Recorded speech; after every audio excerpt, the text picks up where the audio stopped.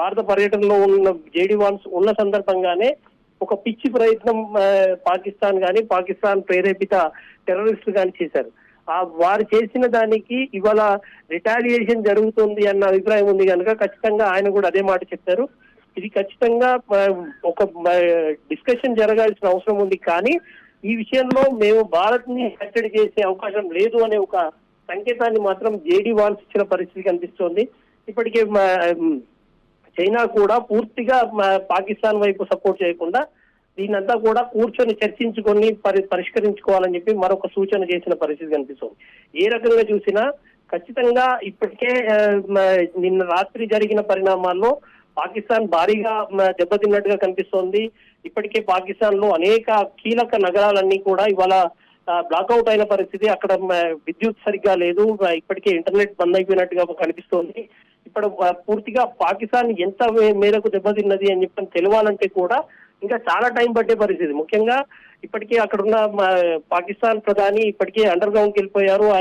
నిన్న ఆయన ఇంటికి సమీపంలోనే ఇవాళ బాంబులు పేలడంతో ఆయనను సురక్షిత ప్రాంతానికి పంపించిన పరిస్థితి. అయితే ఇక్కడ ఉన్న ఒకే ప్రమాదం ఏంటంటే ఇక్కడ ఉన్న పాకిస్తాన్ మిలిటరీ చీఫ్ ఎవరైతే ఉన్నారో తను పూర్తిగా మతోన్మాదంతో ఉన్న వ్యక్తి కనుక ఆ మూర్ఖపు నిర్ణయాలు ఏ రకంగా ఉండబోతున్నాయి అన్నది చూడాల్సిన అవసరం ఉంది. ఈ విషయంలో అందుకే భారతదేశం అప్రమత్తంగా ఉంది. ఎవరైనా కొంత ఎడ్యుకేటెడ్ గా కొంత వ్యూహాత్మకంగా వ్యవహరిస్తున్నాడంటే వాడిని పుట్టొచ్చు, కానీ మూర్ఖపు ఆలోచనలు చేస్తున్న వారిని మరి అంతే గట్టిగా వారికి సమాధానం చెప్పాల్సి ఉంటుంది. ఈ నేపథ్యంలోనే అటువంటి వారిని ఏ రకంగా ట్రీట్ చేయాలి అన్న విషయం ముఖ్యంగా ఇప్పటికే ప్రధాని అండర్ గ్రౌండ్కి వెళ్ళిపోయిన నేపథ్యంలో వర్గం కూడా ఎవరు లేనట్టుగా కనిపిస్తుంది పాకిస్తాన్ లో.